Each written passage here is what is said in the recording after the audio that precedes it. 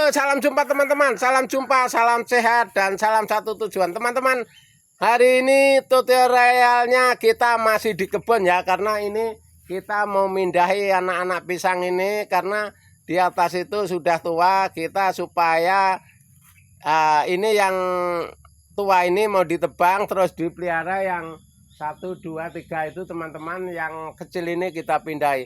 Tapi jangan lupa teman-teman, subscribe, komen, dan share ya, supaya channel kita berkembang dengan lancar karena dukungan kalian ya. Jadi untuk tutorialnya cara menanam pisang teman-teman, tapi kalian jangan bosan ya. Setiap hari kita di kebun pisang karena yang memerlukan untuk sementara ini lagi perkebunan pisang.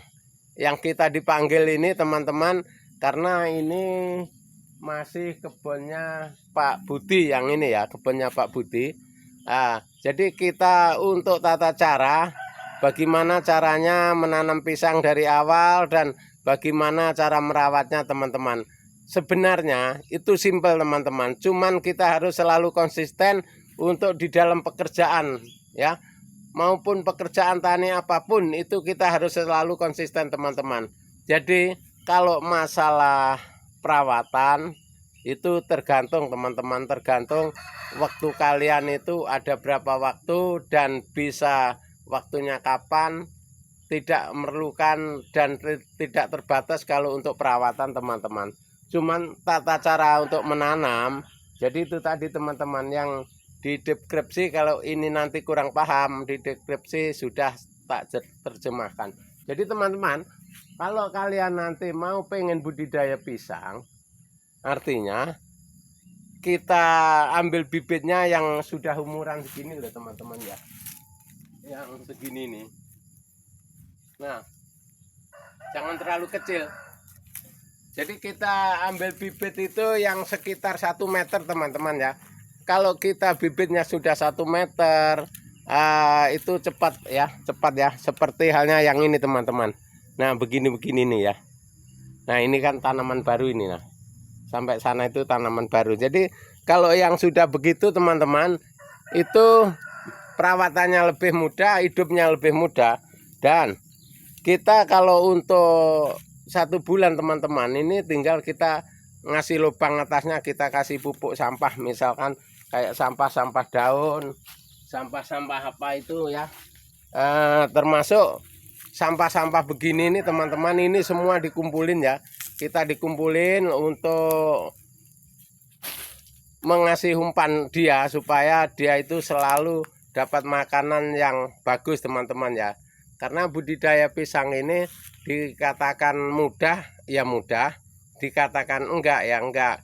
Nah mudahnya kalau kita selalu setiap hari kita kerjakan itu tidak ada hambatan teman-teman. Tapi kalau yang punya penyakit malas itu yang bikin kita sulit teman-teman ya. Punya penyakit kita ya, dalam pertanian ini teman-teman ada 3 alternatif yang bikin kita gagal teman-teman. 1 penyakit malas, 2 penyakit ragu, 3 penyakit tidak percaya diri. Nah itu teman-teman, itu yang harus dihilangkan, itu harus yang kita perangi itu. Musuh kita hanya itu, kalau di pertanian itu hanya itu musuh-musuh kita itu. Apalagi tanaman pisang ini lebih mudah ya, lebih mudah dari modal teman-teman ya. Modalnya kalau untuk tanam pisang ini enggak terlalu banyak teman-teman. Hanya kalau kita mau nanam lebar kita modal beli bibit. Nah kalau nanamnya cuman sedikit, cuman 50 pohon, 20 pohon, bisa minta sama tetangga teman-teman ya. Karena pada umumnya kalau di Kalimantan Timur ini, daerah saya ini, semua mayoritas sekitar 30% sudah nanam pisang teman-teman. Jadi kalau hanya minta untuk tanam yang kita petani pemula itu masih bisa teman-teman. Tapi kalau seandainya sudah kalian ini nanti ukurannya itu udah puluhan, ratusan ke atas, misalkan pohonnya menanam 100 sampai 500 bahkan sampai 1000, itu beli teman-teman ya. Pada umumnya pasaran di Kalimantan Timur ini bibit pisang 2.500 sampai 3.000 teman-teman ya. Nah, itu belum biaya nanam teman-teman. Kalau biaya nanam yang saya biasa nanam di kebun saya di dalam sana, di gunung, itu dalam satu lubangnya 2.500. Ukuran itu sebenarnya enggak terlalu dalam teman-teman, cuman 40-an cm, lebarnya 40, itu aja. Itu cara kita ngelubang ya. Nah, itu biayanya 2.500. Nah, sedangkan bibitnya 2.500 juga. Nah, itu teman-teman.